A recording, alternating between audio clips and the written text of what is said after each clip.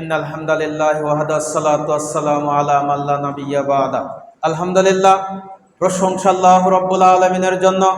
দরুদ বর্ষিত হোক নবী মুহাম্মদ রাসূলুল্লাহ সাল্লাল্লাহু আলাইহি ওয়াসাল্লামের প্রতি। আল্লাহ রাব্বুল আলামিন বলছেন, ইয়া আইয়ুহাল্লাযীনা আমানু আনফিকু মিন তাইয়্যিবাত, ইয়া আইয়ুহাল্লাযীনা আমানু আনফিকু মিন তাইয়্যিবাত মা রাযাকনাকুম।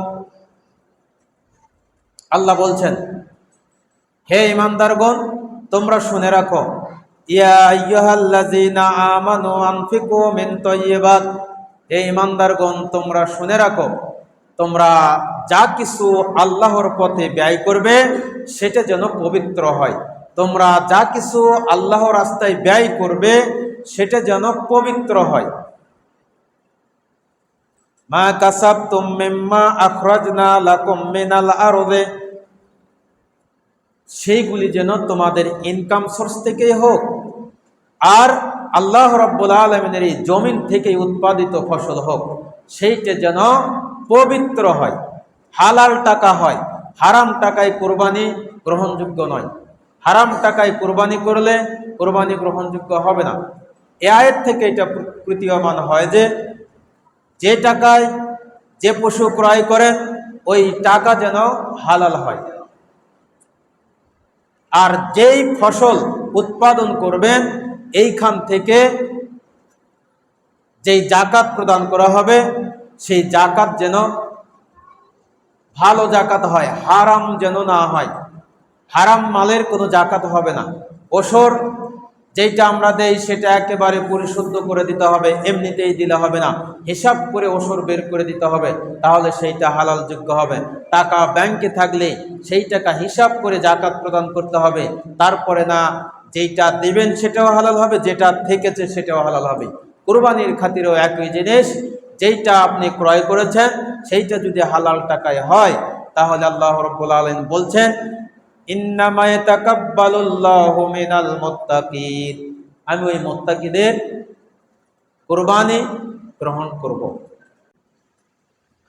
আল্লাহ রাব্বুল আলামিন বলেছেন, আউযু বিল্লাহি মিনাশ শাইতানির রাজীম, কুল ইন্নাস সালাতি ওয়া নুসুকি ওয়া মাহইয়ায়া ওয়া মামাতি লিল্লাহি রাব্বিল আলামিন। হে নবী, আপনি বলুন এবং আপনার উম্মতদেরকে বলতে বলুন, ইন্নাস সালাতি ওয়া নুসুকি ওয়া মাহইয়ায়া ওয়া মামাতি লিল্লাহি রাব্বিল আলামিন। আমার সালাত, আমার কুরবানি, ওয়া মাহইয়ায়া ওয়া মামাতি, আমার হায়াত এবং মরণ, লিল্লাহি রাব্বিল আলামিন, সবকিছুই গোটা বিশ্বের প্রতিপালক আল্লাহ রাব্বুল আলামিনের জন্য। আমরা যে সালাত আদায় করি এই সালাত হচ্ছে আল্লাহকে খুশি করার জন্য। অনুসুকি, এবং যেই কুরবানি করি এইটা হচ্ছে আল্লাহ রাব্বুল আলামিনের সন্তুষ্টি অর্জন করার জন্য। বাদ বাকিটা যেইটা মাংস থাকে সেইটা হচ্ছে আল্লাহ রাসূল বলছেন, তুমি খাও, তোমার আত্মীয় স্বজনকে খিলাও এবং পাড়া প্রতিবেশী অভাব অনটনে যারা রয়েছে ফকির মিসকিনকে দাও। মাহইয়ায়া ওয়া মামাতি, আমার হায়াত এবং মরণ সবকিছু আল্লাহ রাব্বুল আলামিনের জন্য। আমাকে যে হায়াত আল্লাহ দিয়েছেন, যে সময়টুকু নিয়ে পৃথিবীতে চলছি, কার দেওয়া? এটা হচ্ছে আল্লাহর দেওয়া। আল্লাহ যদি চান আজকে আসরের সালাতের আগেই আপনাকে আমাকে এই দুনিয়া থেকে উঠিয়ে দিতে পারেন। মাগরিবের সালাত আদায় করতে পারবো না, আসরের সালাত আদায় করতে পারবো না, তার আগে আপনাকে আমাকে আল্লাহ উঠিয়ে নিতে পারেন। এ কারণে বলছেন, মাহইয়ায়া ওয়া মামাতি লিল্লাহি রাব্বিল আলামিন, আমার যে হায়াত, আমার মরণ আসবে সেটাও আল্লাহর হাতে। সব কিছুই আল্লাহর দেওয়া এবং সব কিছুই হচ্ছে আল্লাহর হাতে, যিনি হচ্ছেন গোটা বিশ্বের প্রতিপালক। লা শারীকা লাহু ওয়া বিযালিকা উমিরতু, লা শারীকা লাহু, সেই মহান স্রষ্টার কোনো অংশীদার নেই, তিনি একক।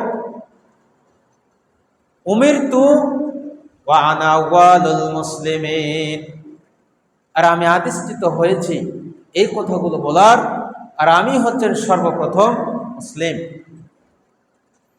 এরকম যদি নিয়ত, এরকম যদি চাহিদা আপনার আমার ভেতর না থাকে আর যদি শুধু এইটাই মনে হয় আমার গরু বড়, আমার ছাগল বড়, তাহলে শুধু মাংস খাওয়াটাই হবে।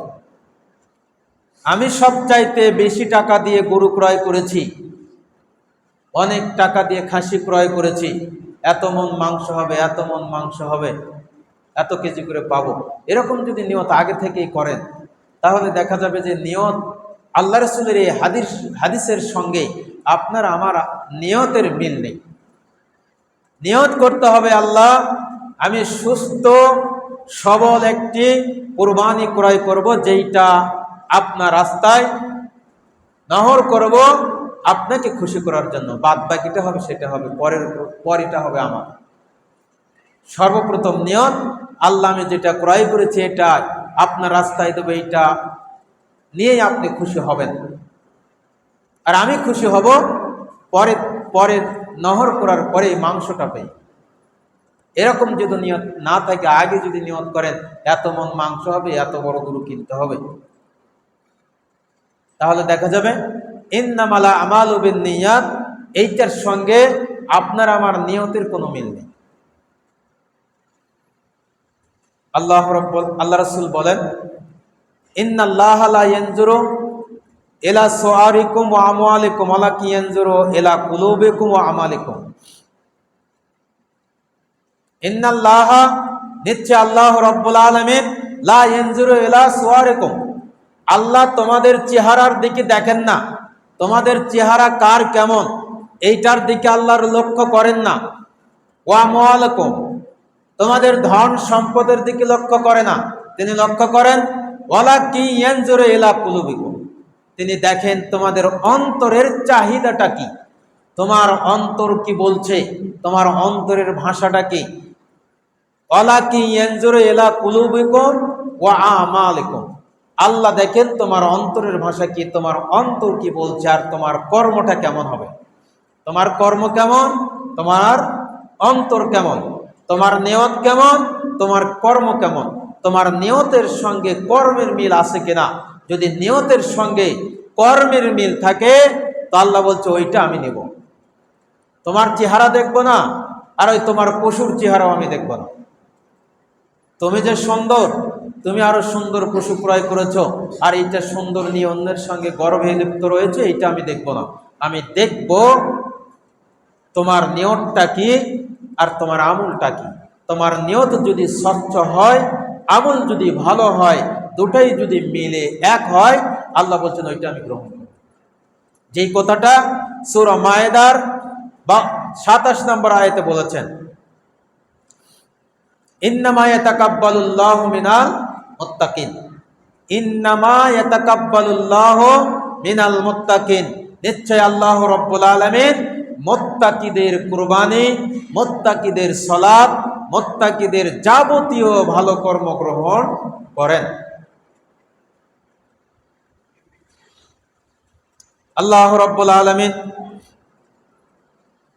এই যে উপদেশ বাণী দিলেন যে তোমাদের সালাত, তোমাদের কুরবানি, তোমাদের হায়াত এবং মত যা কিছু করো না কেন, মহান স্রষ্টা আল্লাহ রাব্বুল আলামিনের জন্য আপনার আমার সমস্ত কর্ম, ভালো কাজ যা কিছু রয়েছে সব কিছুই আল্লাহর সমীপে পেশ করতে হবে, তাহলে আল্লাহ সেইটা গ্রহণ করবেন এবং কবুল করবেন।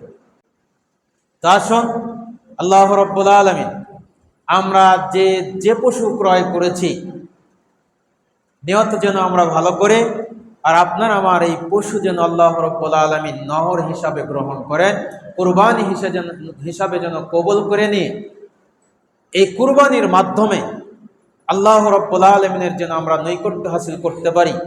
এই আমলের মধ্য দিয়ে যেন আল্লাহ রাব্বুল আলামিন আমাদের জীবনের অতীত জীবনের পাপ রাশি যেন ক্ষমা করে দেন। আল্লাহুম্মা আমিন। সত্যের সাথে চলি, হকের কথা বলি। হক এন্টারটেইনমেন্ট আর্ট।